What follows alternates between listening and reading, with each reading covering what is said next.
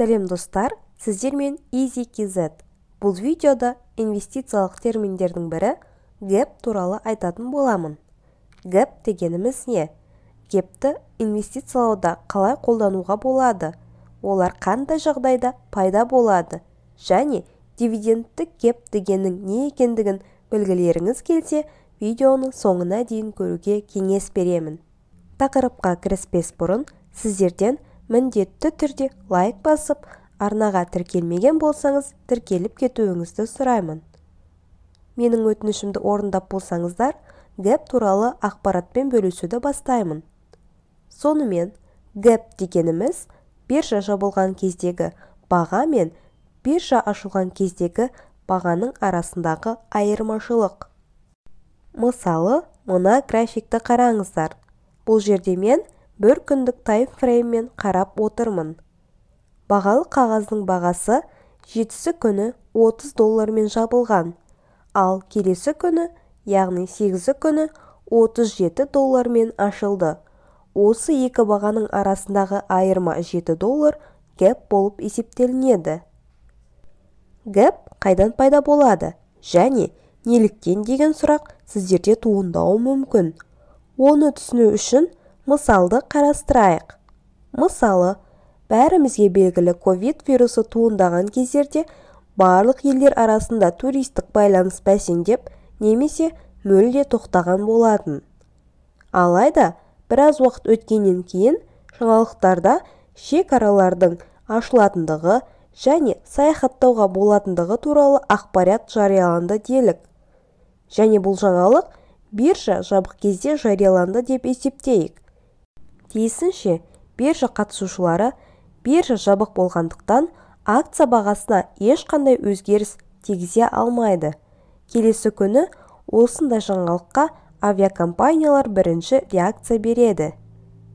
Олар енді авиабилеттерге сұраныстың көп болатындығын сезіп, бағаны қымбаттатады.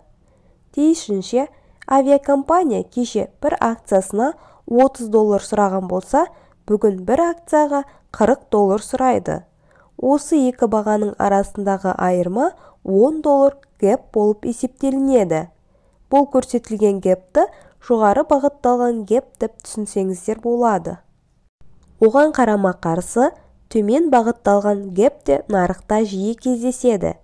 Төмен бағытталған гэпті жаман жаңалықтар тудырады.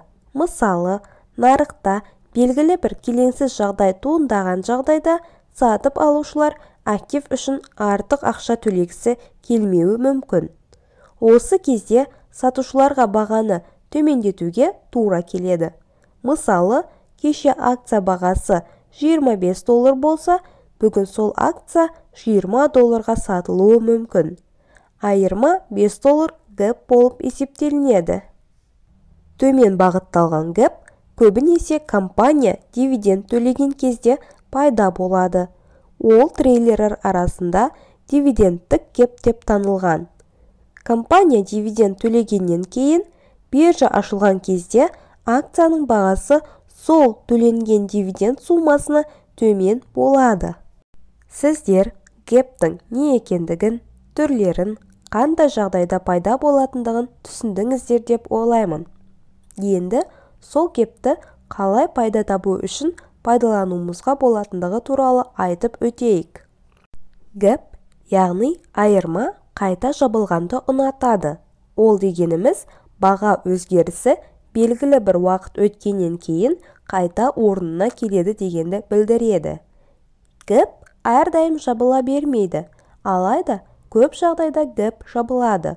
Осы фактіге сүйене отырып, көптеген инвесторлар гэптің жабылуын пайда табу құралы ретінде пайда көріп келеді. Мысалы, дивидендтік гэптің жабылуынан қалай пайда көруге болатынын айтып өтейік. Әдетте, компания дивиденд төлейтіндігін айтқаннан кейін, оның акциясын сатып алушылар көбейеді.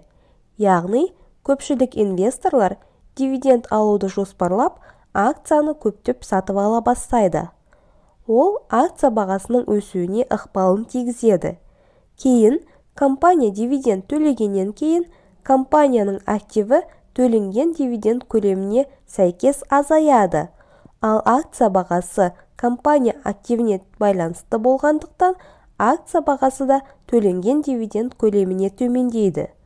Осы төмен баға ұзақ мерзімге инвестиция жасайтын инвесторлар үшін өте тиімді мүмкіндік. Олар акцияны әдеттегіден төмен бағаға сатып алуға мүмкіндік алады, және көпшілігі дивидендтен түскен табысты сол компанияның акциясын сол күні төмен бағамен қайта сатып алуға жұмсайды. Әдетте, дивидендті кеп компания келесі дивидендті төлегенге дейін жабылады. Осыны ескере отырып, көпшілік трейдерлер акцияны дивиденд төленгеннен кейін төмен бағамен сатып алып, келесі дивиденд төленетін кез келгенде қымбат бағамен сатып, қысқа уақыт аралығында пайда көреді. Егер сіздер де инвестор болсаңыздар, осы фишканы қолдануды ұсынамын.